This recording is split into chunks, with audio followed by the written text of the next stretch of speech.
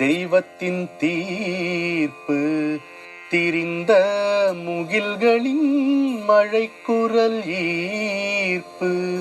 திருமணம் என்பது தெய்வத்தின் தீர்ப்பு திரிந்த முகில்களின் மழைக்குரல் ஈர்ப்பு. வருவதும் செல்வதும் தனித்தவர் வாழ்க்கை, இங்கே வசந்தங்கள் நிலைப்பதுதான் மணவாழ்க்கை. திருமணம் என்பது தெய்வத்தின் தீர்ப்பு திரிந்த முகில்களின் மழைக்குரல் ஈர்ப்பு. வணக்கம்.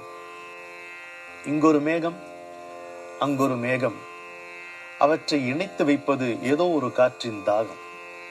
அதுபோல் எங்கோ பிறந்திருக்கிறாள் ஒருத்தி, எங்கோ இருக்கிறான் ஒருவன்.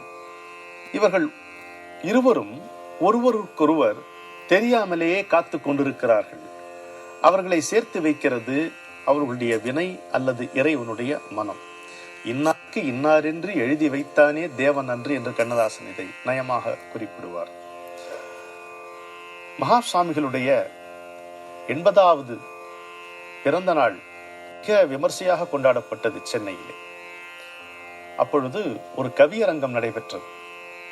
அதை கூட்டி நடத்தியவர் காலஞ்சென்ற தமிழாசிரியர் தண்டமிழ் கொண்டல் சிதம்பரம் சுவாமிநாதன் அவர்கள். ரமையான கவிஞரும் கூட. பங்காரப்பேட்டையில் சிங்காரமாய் நின்ற பால முருகா குகாவோம் அப்படின்னு எழுதுவார். அந்த கவியரங்கத்தினுடைய அழைப்பு கவிதை ஒன்று அவர் எல்லோருக்கும் அனுப்பியிருந்தார். அதுலதான் இந்த வாசகமே வரும். நடமாடும் தெய்வம் என நம்மிடை விளங்கி வரும் நற்காஞ்சி பெரியவர்க்கே என்று துவங்கும். நடமாடும் தெய்வம் என நம்மிடை விளங்கி வரும் நற்காஞ்சி பெரியவர்க்கே. இந்த நடமாடும் தெய்வம் என்று நாம் அவரை போற்றுகிறோம் இல்லை, இந்த போற்றுதலை அற்புதமான ஒரு கவிதையிலே ஆக்கிய பெருமை தண்டமிழ் சிதம்பரம் சுவாமிநாதன் அவர்களே சேரும். என்னுடைய இனிய நண்பர்களான திரு சுகி சிவம், திரு கிரேசி மோகன், திரு வாவேசு, திரு க ரவி, இவர்கள் எல்லோரும் அவரிடம் பாடம் கேட்டோம். சூரவி, பூனேயில் வசிக்கின்ற சூரவி, இவர்கள் எல்லோரும் அவரிடம் பாடம் கேட்டவர்கள். இன்று அவரவர்கள் உயர்ந்த நிலையிலே இருக்கிறார்கள். நல்ல தமிழ் அறிஞர்களாக ஒவ்வொருவரும் விளங்குகிறார்கள். இது எதற்கு சொல்ல வருகிறேன் என்றால், அன்றைக்கு அந்த கவியரங்கில் நானும் பங்கு கொள்ளக்கூடிய பேர் எனக்கு கிடைத்தது. இது அவருடைய 80வது ஆண்டு என்றால் நீங்கள் யூகித்துக் கொள்ள வேண்டும். சங்கராச்சாரியார் சந்நியாசி இல்லை, இவர் சம்சாரம் விடவும் இல்லை அப்படின்னு சொன்னேன் நான் இந்த கவியரங்கத்துல. எப்படி இருக்கும்? சங்கராச்சாரியார் சந்நியாசி இல்லை, இவர் சந்நியாசம் விடவும் இல்லை. அடுத்த குண்டு, காவி உடை வீசி வரும் காஞ்சி மாமுனிவர் கல்யாணம் ஆனவர் தான். காவி உடை வீசி வரும் காஞ்சி தரும் மாமுனிவர் கல்யாணம் ஆனவர் தான். ஐயோ விடாது அப்படின்னா, எளிமை எனும் பெண்ணாளை மனைவியாய் ஆக்கினார், இவரும் ஒரு சந்நியாசியோ? அடாடாடா, அத்தோடு விடவில்லை, கருணை எனும் குழந்தையினை அழகாக பெற்றுவிட்டார். சந்நியாசி போல் வாழும் சம்சாரி முனிவரை சபையோரே கண்டுகொள்வீர் என்று எல்லோரும் அங்கிருந்தவர்கள் எல்லோரும் மகிழ்ந்தார்கள். இந்த இனிய நினைவு சரியான சந்தர்ப்பத்தில் தான் எனக்கு இப்பொழுதுதான் உங்களிடம் பேசும் பொழுது தட்டியது என்பதை மகிழ்ச்சியோடு தெரிவித்துக் கொள்கிறேன். எதற்கு இதை சொல்ல வருகிறேன் என்றால், கல்யாணம் பண்ணி வைத்திருக்கிறார். ரொம்ப அழகா இருக்கும் அந்த நிகழ்ச்சி. ஒரு பெண், அவளுக்கு கல்யாணமாய் ஆகல. என்ன பிரச்சனை? நல்ல பெண், நல்ல குடும்பம், குள்ள பெண், ரொம்ப குள்ளமா இருக்கும், உயரம் கம்மி, அதனால கல்யாணம் ஆகலன்ட்டு அவனுடைய பெற்றோர்கள் ரொம்ப வருத்தத்தோடு தெரிவிச்சிருக்காங்க. அவன் அந்த பெண் சொல்லிட்டா, பெரியவா நீங்க என்ன யாரை கல்யாணம் பண்ணிக்க சொல்றீங்களோ அதை பண்ணிக்கிறேன், ஆனா அவன் உங்களுடைய பக்தனா இருக்கணும். எனக்கு வரக்கூடிய கணவன்றவன் உங்களை நம்புறவனா உங்களுடைய பக்தனா இருக்கணும். இது ஒண்ணுதான் நான் உங்கள்கிட்ட கேட்டுக்கிறேன். சரி அப்படி. அப்ப திரும்பவும் அவன் நிற்கும் பொழுது பெரியவாளுடைய சீடர் அவர்கிட்ட கேட்கிறார், பொண்ணு வந்திருக்கு, நீங்க கொஞ்சம் மனசு வச்சா அதுக்கு ஒரு கல்யாணத்தை பண்ணி வச்சிடலாம். அப்படியா? யாராவது ஒரு நல்ல பையன் வந்திருக்கானா பாரு அப்படிங்கிறார். எப்படி தெரியும்? யாராவது ஒரு நல்ல பையன் வந்திருக்கானா பாரு. ஒரு பையன் நிக்கிறான், கும்பகோணம் ஆடிட்டர் பையன் ஒருத்த நிக்கிறான், நல்ல பையன், நல்ல குடும்பத்தை சேர்ந்தவன். பெரியவா என்னன்னா நேரா அந்த பையன்கிட்ட, டேய் நீ இவளை கல்யாணம் பண்ணிக்கோ அப்படின்றார். அவ்வளோதான். இது கொஞ்சம் யோசிச்சு பாருங்க இது எப்படி இருக்குன்ட்டு. ஆ டேய் நீ இவளை கல்யாணம் பண்ணிக்கோ அப்படிங்கிறான். சரி உத்தரவு, உங்கள் உத்தரவுப்படியே நான் பண்ணிக்கிறேன். நான் ஆற்றுல போய் எங்கள் அப்பா அம்மாட்ட ஒரு வார்த்தை சொல்லி பண்ணுறோம்னா அவர் ரொம்ப மெச்சரர். இது ரொம்ப பெரியவாள்கிட்ட உனக்கு அப்பா அம்மாட்ட மரியாதை இருக்குங்கிறத காட்டுது, பண்ணிக்குவாங்க. அப்புறம் அவங்க 2 பேரும் ரொம்ப சந்தோஷமாக இருந்தார்கள். என்னுடைய குருவின் முன்னிலையிலும் இப்படி நடந்திருக்கிறது. பலுசுப்பாட்டியிலே வாழ்ந்து கொண்டிருக்கக்கூடிய ரமணா லக்ஷ்மி தம்பதியரை இதுக்கு உதாரணமாக சொல்லலாம். ஒரு கிராமத்திலே இருந்து கொண்டு 30,000 மக்களுக்கு மேல் அவர்கள் பக்த கோடிகள் புடைசூழ அவர்கள் வாழ்வாங்கு வாழ்ந்து கொண்டிருக்கிறார்கள். அது குருநாதர் நடத்திய கல்யாணம். நீ இவளை கல்யாணம் பண்ணிக்கொண்டார், அவ்வளோதான். அதே மாதிரியே இருக்கு. இந்த ரொம்ப இந்த பேரலல் இன்சிடென்ட்ஸ் ரொம்ப த்ரில்லிங்காக இருக்கு. இன்னொரு பெண், ஒரு வைஷ்ணவ பெண், அவளுக்கு கல்யாணமே ஆகலை. என்னன்னு கேட்டால் பெருசாக ஒரு கருப்பு மச்சம் இருக்கு, முகத்தில் பெரிய கருப்பு மச்சம் இருக்கு. இது ஒரு காரணமாக இருக்கலாம் போல இருக்கு, தெரியலையே சுவாமி அப்படின்னா அதை ஒத்துக்கல. அவர் என்ன சொல்றாரு, ஒரு பத்திரிகை பேரை சொல்லி விளம்பரம் கொடு, மேட்ரிமோனியல் போடும்போது இந்த கருப்பு மச்சம் இருக்குங்கிறதையும் எழுது அதில் அப்படிங்கிறார்.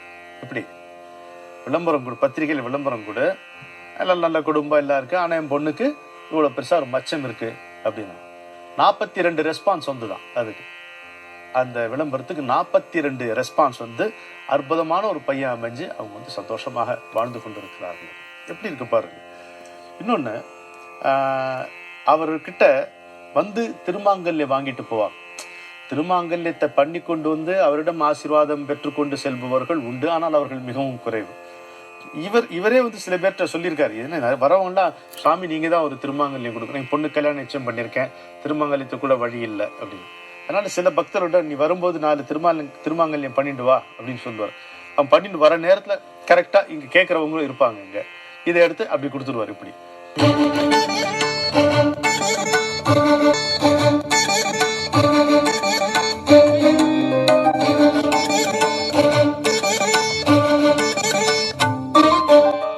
இவரே சில பேர்கிட்ட சொல்லியிருக்காரு, என்ன வரவங்களாம் சாமி நீங்க தான் ஒரு திருமாங்கல்யம் கொடுக்குறேன், என் பொண்ணு கல்யாணம் நிச்சயம் பண்ணியிருக்கேன், திருமாங்கல்யத்தை கூட வழி இல்லை அப்படின்னு.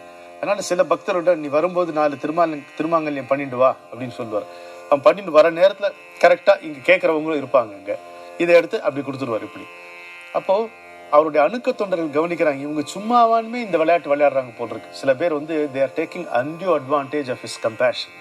அதனால இது மாதிரி நிற்கிறாங்க. கல்யாணம் உண்மையிலே இவர்கள் செய்ய போகிறார்களா என்று கூட தெரியவில்லை. அவர்கிட்ட போய் சொல்லி திருமாங்கல்யம் வாங்கிட்டு போறாளோ என்னமோ. அப்புறம் பணம், கல்யாணத்துக்கு பணம் கேட்பாங்க. அவர் இருக்கிறது கொடுத்துட்டே இருக்காரு. ரொம்ப இவங்களுக்கு இந்த தொல்லை தாங்க முடியாம நீங்க இப்படி பண்ணக்கூடாது பெரியவா இந்த மாதிரி சொல்லும்போது ஸ்ட்ரிக்டா சொல்றாரு, ஒருபோதும் திருமணத்திற்காக பணம் கேட்டு வருபவர்களுக்கும் திருமாங்கல்யம் கேட்டு வருபவர்களுக்கும் இல்லை என்று சொல்லக்கூடாது உத்தரவுப்பட்டார். ஏமாத்துறது அவனுடைய மனோபாவம். நாம அது கூடாதுன்னு சொல்லவே கூடாது, ஒருபோதும் இது செய்யக்கூடாது அப்படின்னு அவர் அவ்வளோ ஸ்ட்ரிக்டா அதை சொல்லியிருக்காரு. அப்படின்னா எந்த அளவுக்கு அதை மதிக்கிறார். ஒன்று திருமணத்தை எப்படி நடத்துறார், திருமணங்கிறது எப்படி இல்லறத்தானுக்கு இருக்கக்கூடிய உயர்வை வள்ளுவர் சொன்னதை அப்படியே எவ்வளவு முறை பெரியவர் எடுத்து காட்டி இருக்கிறார். இன்னொன்று, கேட்டு வருபவனிடம் இல்லை என்று சொல்லக்கூடாது. அதுவும் மோர் particularly when you ask for some money for wedding, ஒரு கல்யாணத்துக்காக கேட்கும் பொழுதும் திருமாங்கல்யம் வேண்டும் என்று கேட்கும் பொழுதும் ஒருபோதும் மறுக்கக்கூடாது என்று அதில் ரொம்ப உறுதியாக இருந்தார் அவர். இன்றைக்கு மகாசுவாமிகளுடைய மகா வாக்கியம் என்ன? தான் எத்தனை கஷ்டப்பட்டாலும் அதை பொருட்படுத்தாமல் அதற்கு மேம்பட்டு நிற்பதுதான் தனக்கு மிஞ்சுவது. தான் எத்தனை கஷ்டப்பட்டாலும் அதை பொருட்படுத்தாமல் அதற்கு மேம்பட்டு நிற்பதுதான் தனக்கு மிஞ்சுவது.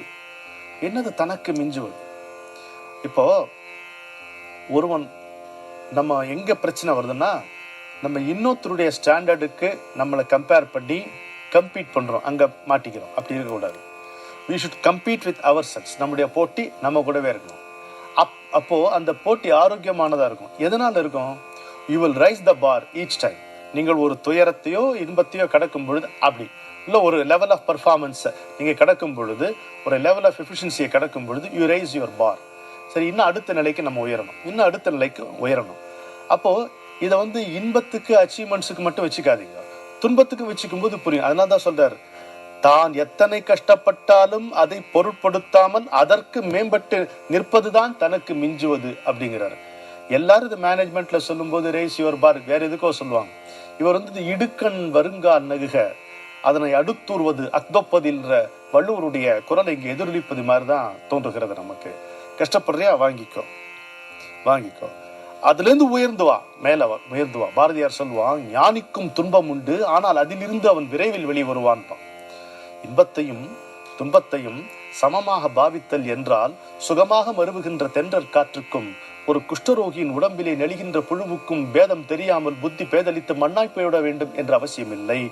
ஞானிக்கும் துன்பம் உண்டு, அவன் தீரன் என்பதால் அதிலிருந்து அவன் மிக விரைவில் திமிரி வெளியே வருவான் என்று பாரதியார் நமக்கு பகவத்கீதை வியாக்கியானத்துல முன்னுரையில எழுதி காட்டுகிறார். எனவே எவ்வளவு கஷ்டப்பட்டாலும் அதிலிருந்து உயர்ந்து வரும் பொழுது நம்முடைய தாங்கும் சக்தி இன்னும் அதிகமாகிறது. அதுதான் மிஞ்சுவது. தனக்கு மேம்பட்டு மிஞ்சுவதுங்கிறது என்ன? தன்னுடைய சக்தியை உயர்த்தி கொள்வது, தன்னுடைய தரத்தை உயர்த்தி கொள்வது, தன்னுடைய வலிமையை உயர்த்தி கொள்வது. எது வலிமை? தாக்குவது அல்ல வலிமை, தாங்குவதுதான் வலிமை. வாழ்க்கையை பொறுத்த மட்டில் இன்னொருவரை தாக்குவது வலிமையாகாது, அது மலின குணம். ஆனால் வருவதை தாங்கிக் கொள்ளுகின்ற பக்குவம், அதுதான் உண்மையான வலி, அதுதான் பலம், அதுதான் ஐஸ்வர்யம், அதுதான் உண்மையான வலிமை என்பதை சுட்டிக்காட்டு மிக மிக நுணுக்கமான ஒரு வாக்கியம். என்னுடைய குருநாதர் குறிப்பிடுவார், சஃபரிங் இஸ் வாஷிங் அப்படின்னார். என்ன அருமையான வாசகம்! Suffering is washing, karma wash, நம்முடைய கர்மா வாஷ். எத்தனையோ நம்ம வினைகள் செய்திருப்போம் இல்லையா? whatever we experience or go through, they are only in accordance with our omissions and commissions. Impact or the effect of our omissions and commissions. இவ்வளவுதானே, அனுபவிச்சு தான் போகும். எவ்வளோ அழகா வச்சிருக்காங்க ஒரு ஒமிஷன் கமிஷன். செய்ய தவறியது, தவறானதை செய்தது. இவ்வளவுதானே, செய்ய தவறியது, தவறுகளை செய்தது. நல்லதை செய்யாதிருப்பது ஒமிஷன், கெட்டதை செய்தது கமிஷன். இது ரெண்டுத்துக்கும் சேர்த்து தான் நம்ம அனுபவிக்கிறோம். அதை தாங்கி கொள்ள பழக வேண்டும். அது வரும்பொழுது அப்படியே தாங்கி கொண்டோமானால், இப்போ எத்தனையோ பேர் பாருங்க, நல்ல உடம்பு சரியில்லாமல் போனால் ஒரு முக்கால் மனகள் கூட இருக்காது, பேசாம தாங்கியிருப்பாங்க, புலம்ப மாட்டார்கள், சாதாரணமாக இருப்பாங்க. என்னுடைய குழந்தையே நான் பார்த்திருக்கேன். குழந்தையா இருக்கும்போது 106 டிகிரி ஜுரம் வரும்போது வலிக்குதாப்பான் அப்படின்னு இருப்பான், அமைதியா இருப்பான் என் பையன். அது மாதிரி எத்தனையோ பெரியவர்களையும் நான் பார்த்திருக்கிறேன், அலட்டி கொள்ள மாட்டேன். என் தந்தையார் அப்படி இருந்தார், பார்த்திருக்கிறேன். அப்படி இருக்க பழகிக்கொள்ள வேண்டும். அப்பன்னா போகும், அது போகும். அதனால்தான் சொல்லுவாங்க, நீண்ட ஆயுள் என்பது நல்லது. நீண்ட ஆயுள் இருக்கும் பொழுது நம்முடைய வினைகளை அனுபவிப்பதற்கான பெரிய வாய்ப்பு. எவ்வளவு கழியணுமோ கழியட்டும். கனவில் கூட சில வினைகள் கழியும். அது நல்வினையாகவும் இருக்கலாம், தீவினையாகவும் இருக்கலாம்.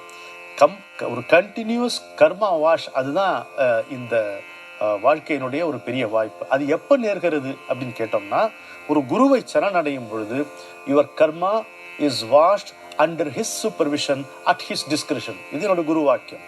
Your karma is being washed under his supervision at his discretion. எது இவனால் தாங்க முடியும் என்பது குருவுக்கு தெரியும். எது தாங்க முடியாமல் போனால் இவன் தடம் புரண்டு போவான் என்பது அவருக்கு தெரியும். அதனால் நம்மை பக்குவப்படுத்தி கொண்டே வருவார். எதை இப்பொழுது கொடுக்கலாம், அது எதை அப்பொழுது கொடுக்கலாம், அந்த மாற்றி கொடுக்கக்கூடிய வலிமை, உரிமை குருவுக்கு உண்டு. அந்த பிராட் ஃபார்வர்ட் கேரி ஓவர் பண்ணக்கூடிய அந்த உரிமை, அந்த லாகவம் குருவுக்கு உண்டு. இதை நம்ம புரிந்து கொண்டோமானால், நெஞ்சு முழுக்க நெருஞ்சியா புன்னகை செய். எவ்வளவு கஷ்டமா மனசுல இருந்தாலும் புன்னகை செய். பஞ்சுள் புகுந்து தீ பற்றியதா போகட்டும், பத்திக்கிட்டோம். நெஞ்சு முழுக்க நெருஞ்சியா புன்னகை செய். பஞ்சுள் புகுந்து தீ பற்றியதா போகட்டும், அஞ்சாதே. எல்லாம் அலை போல நீங்கி ஒன்று மிஞ்சும், அதுவே நீ அவன். 2 ஒன்றாகும். இன்னொரு முறை சொல்லுகிறேன், நெஞ்சு முழுக்க நெருஞ்சியா புன்னகை செய், இருக்கட்டும். பஞ்சுள் புகுந்து தீ பற்றியதா போகட்டும், அஞ்சாதே. எல்லாம் அலை போல் நீங்கி, எல்லாம் அலை போல நீங்கி ஒன்று மிஞ்சும், அதுவே நீ அவன். அதுவே நீ, அதுவே அவன் என்பதை நாம் புரிந்து கொண்டோமானால், எத்தனை துயரம் வந்தால், உச்சி வான் இடிந்து விழுந்தாலும் அச்சமில்லை என்றான் இல்லையா? அந்த மாதிரி இருக்கல. இச்சகத்துள் ஓரலாம் எதிர்த்து நின்ற போதிலும் அச்சமில்லை, அச்சமில்லை, அச்சம் என்பதில்லையே. உச்சி மீது வான் இடிந்து விழுகின்ற போதிலும் அச்சமில்லை, அச்சமில்லை, அச்சம் என்பதில்லையே என்கின்ற துணிவு அந்த பாதத்தில் நாம் பணிந்திருந்தால் மட்டுமே நமக்கு நேரும் என்று சொல்லி அமைகிறேன். வணக்கம்.